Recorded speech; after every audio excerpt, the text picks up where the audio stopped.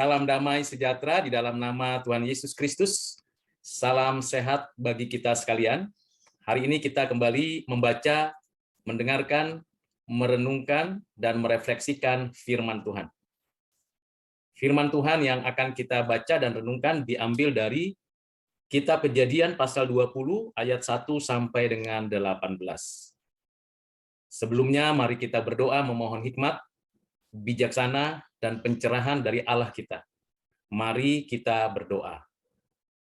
Allah Bapa yang bertakhta dalam kerajaan surga, segala pujian, hormat, kemuliaan hanya bagimu. Hari ini kami mau membaca, mendengarkan firman-Mu untuk kami renungkan dan refleksikan. Kiranya Roh Kudus memberi pencerahan kepada kami. Kiranya kami mendapatkan pengertian agar kami menjadikan firman-Mu pedoman di dalam hidup kami, untuk kami berperilaku sesuai dengan kehendak-Mu. Terima kasih Bapa. Inilah doa permohonan kami yang kami sampaikan di dalam nama-Mu Tuhan Yesus. Amin. Bapak, Ibu, Saudara yang kekasih di dalam Kristus, mari kita membaca mendengarkan firman Tuhan. Kejadian pasal 20 ayat 1 sampai 18. Lalu Abraham berangkat dari situ ke tanah Negeb dan ia menetap antara Kades dan Syur. Ia tinggal di Gerar sebagai orang asing. Oleh karena Abraham telah mengatakan tentang Sarah istrinya, dia saudaraku, maka Abimelek raja Gerar menyuruh mengambil Sarah. Tetapi pada waktu malam Allah datang kepada Abimelek dalam suatu mimpi serta berfirman kepadanya, engkau harus mati oleh karena perempuan yang telah kau ambil itu, sebab ia sudah bersuami. Adapun Abimelek belum menghampiri Sarah. Berkatalah ia, Tuhan, apakah engkau membunuh bangsa yang tak bersalah? Bukankah orang itu sendiri yang mengatakan kepadaku dia saudaraku? Dan perempuan itu sendiri telah mengatakan, ya saudaraku. Jadi hal ini kulakukan dengan hati yang tulus dan dengan tangan yang suci. Lalu berfirmanlah Allah kepadanya dalam mimpi. Aku tahu juga bahwa engkau telah melakukan hal itu dengan hati yang tulus. Maka aku pun telah mencegah engkau untuk berbuat dosa terhadap aku, sebab itu aku tidak membiarkan engkau menjamah dia. Jadi sekarang kembalikanlah istri orang itu sebab dia seorang nabi. Ia akan berdoa untuk engkau, maka engkau tetap hidup. Tetapi jika engkau tidak mengembalikan dia, ketahuilah, engkau pasti mati, engkau dan semua orang yang bersama-sama dengan engkau. Keesokan harinya pagi-pagi Abimelek memanggil semua hambanya dan memberitahukan seluruh peristiwa itu kepada mereka. Lalu sangatlah takut orang-orang itu. Kemudian Abimelek memanggil Abraham dan berkata kepadanya, perbuatan apakah yang kau lakukan ini terhadap kami dan kesalahan apakah yang kulakukan terhadap engkau, sehingga engkau mendatangkan dosa besar atas diriku dan kerajaanku? Engkau telah berbuat hal-hal yang tidak patut kepadaku. Lagi kata Abimelek kepada Abraham, apakah maksudmu maka engkau melakukan hal ini? Lalu Abraham berkata, aku berpikir takut akan Allah tidak ada di tempat ini. Tentulah aku akan dibunuh karena istriku. Lagi pula, ia benar-benar saudaraku, anak ayahku, hanya bukan anak ibuku, tetapi kemudian ia menjadi istriku. Ketika Allah menyuruh aku mengembara keluar dari rumah ayahku, berkatalah aku kepada istriku, tunjukkanlah kasihmu kepadaku, yakni katakanlah tentang aku di tiap-tiap tempat di mana kita tiba, ia saudaraku. Kemudian Abimelek mengambil kambing domba dan lembu sapi, hamba laki-laki dan perempuan, lalu memberikan semuanya itu kepada Abraham. Sarah, istri Abraham, juga dikembalikannya kepadanya. Dan Abimelek berkata, negeriku ini terbuka untuk engkau, menetaplah di mana engkau suka. Lalu katanya kepada Sarah, telah kuberikan kepada saudaramu 1000 sikal perak. Itulah bukti kesucianmu bagi semua orang yang bersama-sama dengan engkau. Maka dalam segala hal engkau dibenarkan. Lalu Abraham berdoa kepada Allah dan Allah menyembuhkan Abimelek dan istrinya dan budak-budaknya perempuan sehingga mereka melahirkan anak. Sebab tadinya Tuhan telah menutup kandungan setiap perempuan di istana Abimelek karena Sarah istri Abraham itu. Demikian jauh pembacaan firman Tuhan. Berbahagialah mereka yang mendengarkan, menyimpannya dalam hati, dan melakukan kehendak Allah. Bapak, Ibu, Saudara yang kekasih di dalam Kristus, kalau kita membaca perlahan-lahan ayat-ayat ini, kita akan melihat dan mengetahui Allah bertindak di tengah keberdosaan manusia. Kita tahu bahwa berdusta atas alasan apapun tidaklah boleh, tidak diperkenan Tuhan. Seringkali kita berbohong atau berdusta kepada orang lain demi kepentingan diri kita sendiri. Atau kita melakukannya itu menyangka orang lain tidak bisa mengerti, atau orang lain akan bertindak jahat kepada kita sehingga kita berdusta. Tindakan Allah kepada orang berdosa sungguh nyata di dalam kisah ini. Kita tidak boleh meniru atau mengikuti cara Abraham untuk melindunginya, melindungi istrinya. Karena sudah ada presaposisi di awal bahwa mungkin saja negeri di mana ia mendatangi negeri itu bukan negeri yang takut akan Tuhan. Tetapi kenyataan itu tidak terjadi.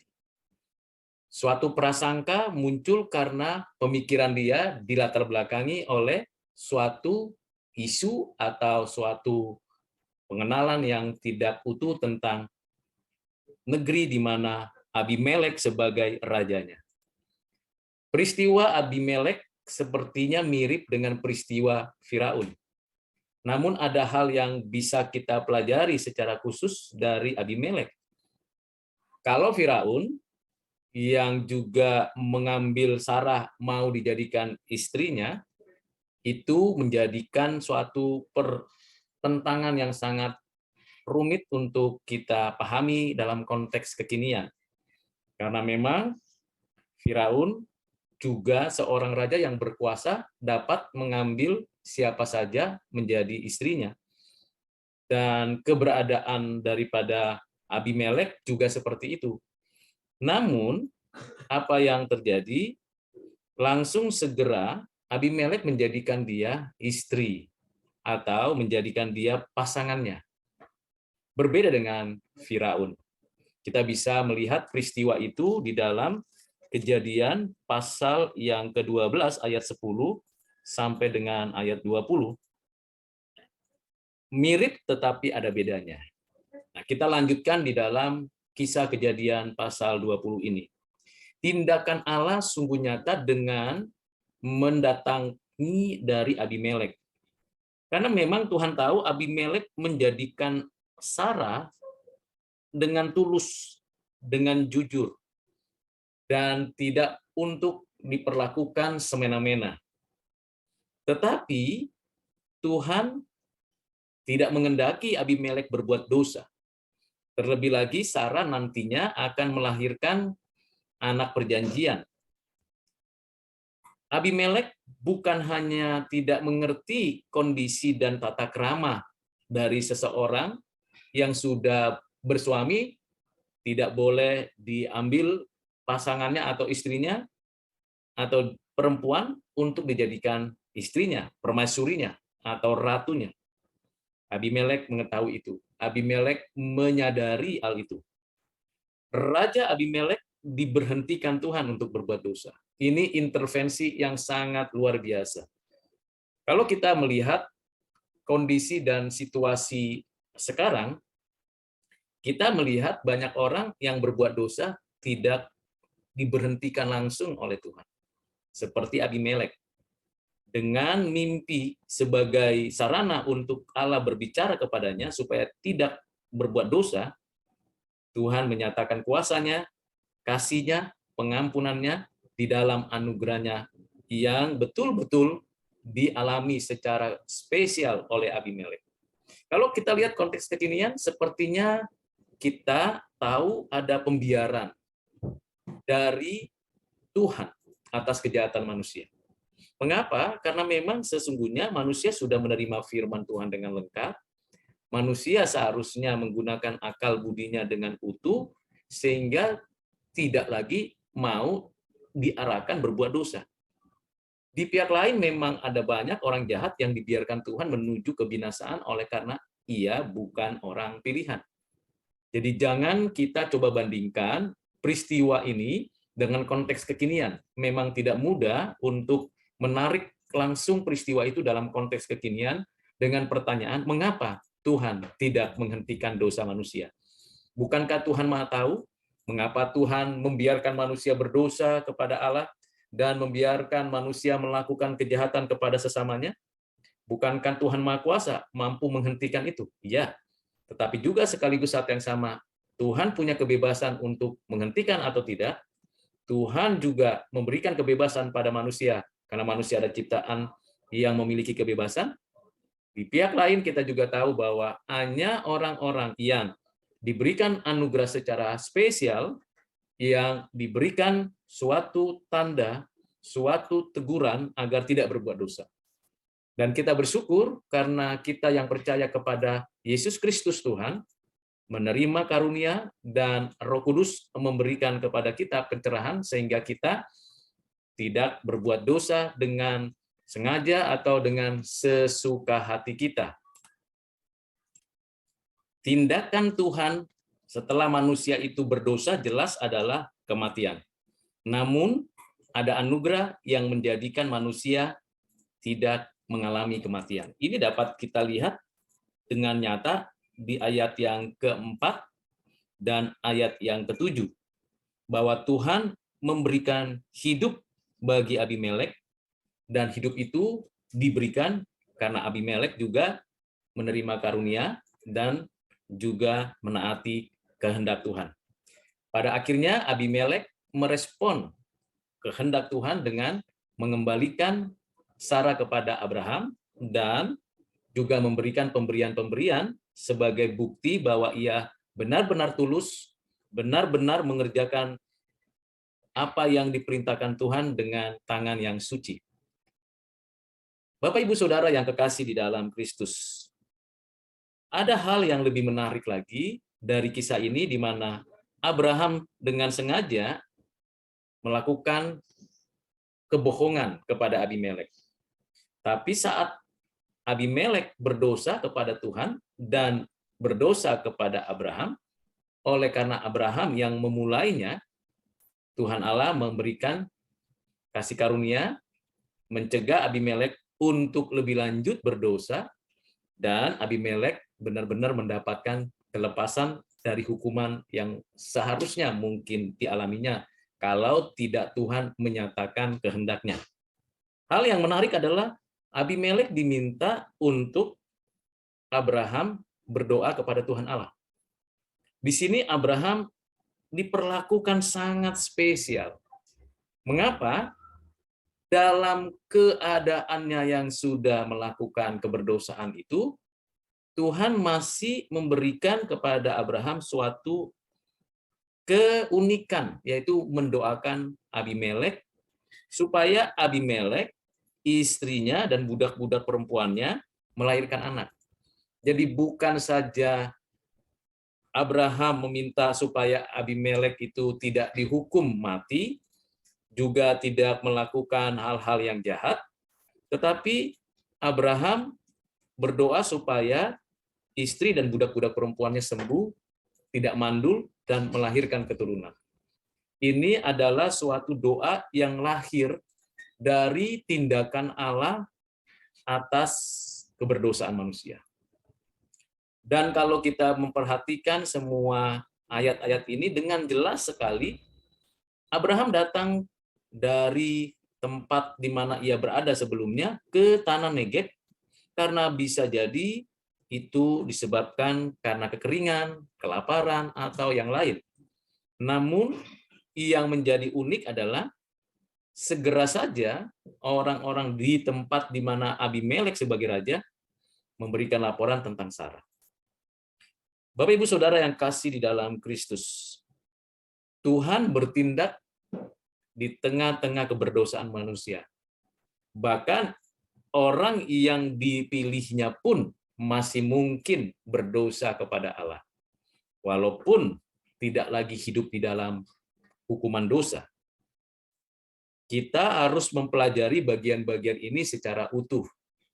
Dengan kata lain, sekalipun kita orang percaya yang telah ditebus oleh Kristus, yang telah dibenarkan oleh Allah dan menjadi anak-anaknya sebagai milik kepunyaannya, kita masih mungkin berdosa, berbuat dosa oleh karena situasi dan kondisi yang terpaksa atau memaksa diri kita berdosa.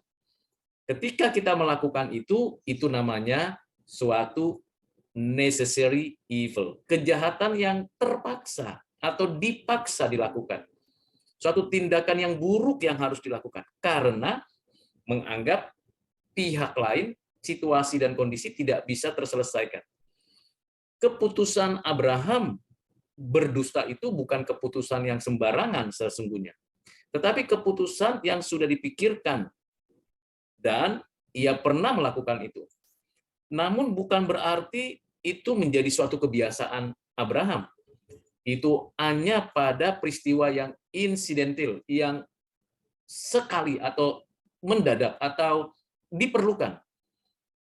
Namun kita sebagai orang percaya tidak menjadikan ini patron atau contoh untuk kita bisa dong berbuat dosa demi sesuatu yang kita lakukan dengan sadar untuk melindungi kita.